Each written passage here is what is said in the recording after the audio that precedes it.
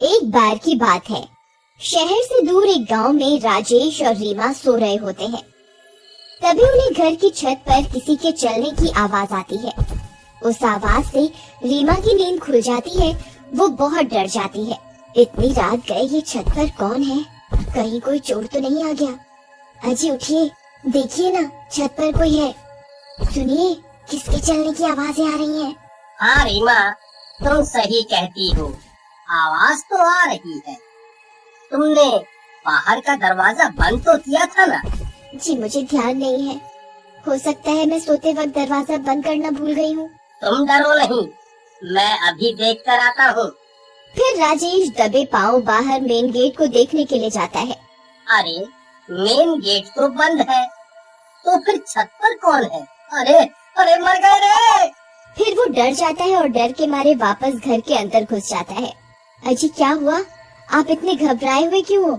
अरे Reema, main gate तो बंद है, तो फिर कोई छत पर कैसे चढ़ सकता है? मुझे लगता है ये कोई चोर नहीं है, ये वही है जिसके बारे में गांव में अफवाह फैली हुई है। अजी आपका दिमाग खराब तो नहीं हो गया? शुभ शुभ बोलिए। नहीं रीमा, मैं सही कह रहा हूँ। गांव में अफवाह फैली हुई है कि एक आत्मा है जो घर की छत पर आती है और तीसरे दिन घर में रहने वालों का सर काट कर अपने साथ ले जाती है। अरे मर गए रे, तो क्या हमारी छत पर वो मनहूस आत्मा घूम रही है? हे भगवान, अब हम क्या करें? रीमा, जल्दी जाओ, सारी लाइट बंद कर दो, कहीं उसे पता न चल जाए कि घर में कोई है। फिर रीमा घर की सारी लाइट बुझा देती है और वो दोनों एक कंबल के नीचे छिप जाते हैं। वो चुड़ैल रात भर उनकी छत पर इधर उधर मंडराती रहती है। फिर सुबह होने पर राजेश गांव वालों को इस बारे में बताता है। भाई, ये घटना अब बढ़ती ही जा रही है। राजेश भाई, एक काम करो, आज रात छत पर मिट्टी डाल देना। अगर कोई छत पर आया तो उसके पैर उस पर छप जाएंगे। इससे पता चल जाएगा कि सच में कोई छत पर आता है या ये सिर्फ एक अफवाह है। फिर रात होने से पहले राजेश छत पर मिट्टी डाल देता है। देर रात राजेश और रीमा सो रहे होते हैं। तभी उन्हें किसी के गुर्राने की आवाज आती है। डर के मारे उनकी नींद खुल जाती है। अजी देखिए, छत से गुर्राने की आवाज आ रही है।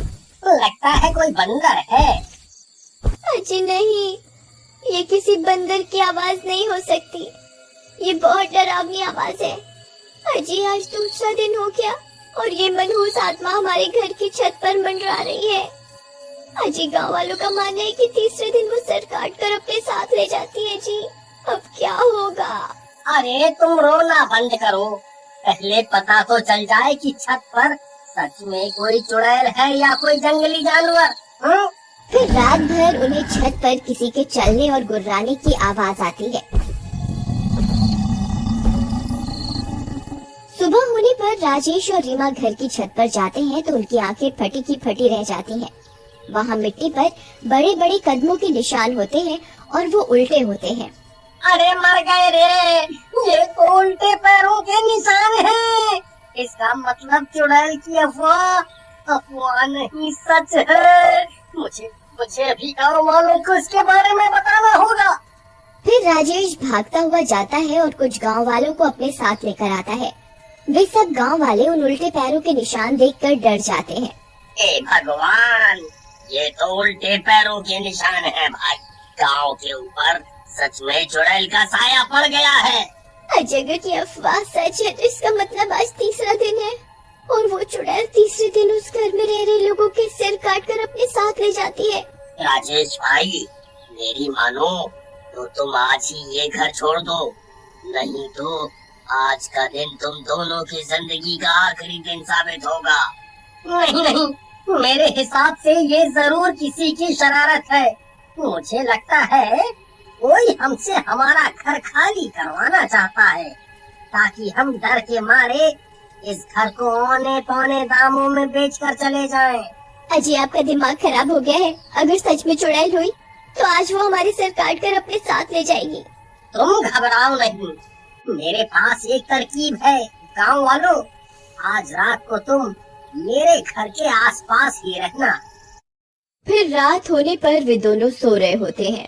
तभी आधी रात होने पर उनकी छत पर कोई दस्तक देता है। कदमों की आवाज से उन दोनों की नींद खुल जाती है। अजीब, मर गए। आज तीसरा दिन है। आज हम नहीं बचेंगे जी। आज वो हमारी गर्दन काट कर अपने साथ लेकर ही जाएगी। गांव वालों ने कहा भी था घर खाली कर दो, लेकिन आपने उनकी एक न सुनी। लो, आ गई चुड़ैल, अब क्या करोगे? तभी उस चुड़ैल के कदमों की आवाज तेज हो जाती है। मुझे लगता है कोई सीढ़ियाँ उतर रहा है। ये आवाज सीढ़ियों की तरफ से आ रही है। कुछ कीजिए ना, क्या है आपकी तरकीब? अजी रुको रुको, रोना बंद करो, आवाज मत करो, नहीं तो उसे पता चल जाएगा कि हम यहाँ हैं। फिर राजेश दूसरे कमरे में जाता है और वहाँ से 2 पुतले उठाकर लाता है और उन्हें बेड पर लिटा देता है और उनके ऊपर चादर डाल देता है और सारी लाइट बंद कर देता है। चलो रीमा, अब हमें छुपना होगा, चलो जल्दी करो। फिर वे दोनों उसी बेड के नीचे छिप जाते हैं। तभी दरवाजे पर दस्तक होती है।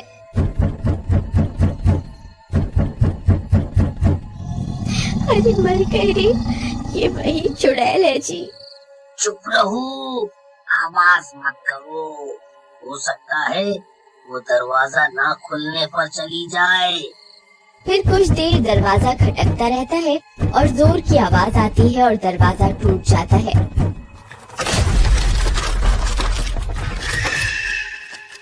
वो चुड़ैल अंदर आ जाती है। वे दोनों बेड के नीचे छिपे रहते हैं। तभी उन्हें चुड़ैल के पैर दिखाई देते हैं।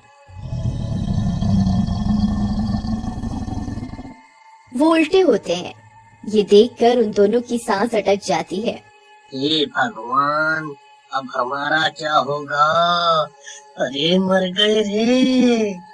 फिर वो चुड़ैल खंजर से बेड पर सो रहे लोगों पर हमला कर देती है और उन पुतलों की गर्दन काट देती है और पास में जाकर बैठ जाती है और उन्हें खाने लगती है। लेकिन जल्दी ही उसे एहसास हो जाता है कि वो किसी इंसान के सिर नहीं है, उसके साथ धोखा हुआ है। वो बहुत गुस्से में आ जाती है। धोखा, धोखा। मेरे साथ धोखा करते हो इंसानों, ये तुमने ठीक नहीं किया। मैं तुम्हारी खुशबू सूंघ सकती हूँ। मुझे पता है तुम यहीं कहीं हो। आई मम्मी, अब हम नहीं बचेंगे। अरे मर गए रे, अब क्या करें रीमा?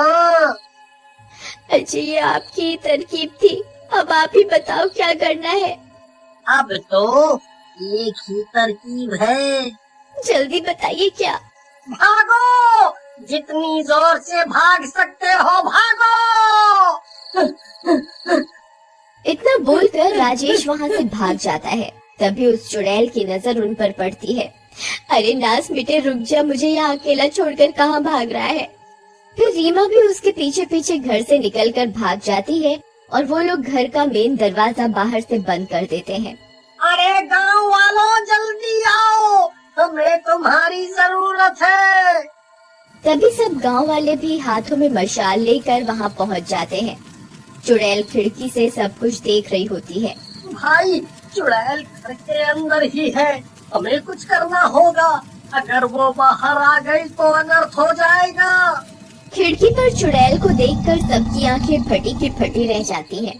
तभी वो चुड़ैल खिड़की पर लगी लोहे की रॉड को तोड़ने लगती है। भाई, इस चुड़ैल को रोकने का एक ही रास्ता है, हमें इस घर को आग के हवाले करना होगा, नहीं तो ये चुड़ैल किसी भी वक्त खिड़की तोड़कर बाहर आ जाएगी। फिर सब गांव वाले मिलकर घर को आग के हवाले कर देते हैं।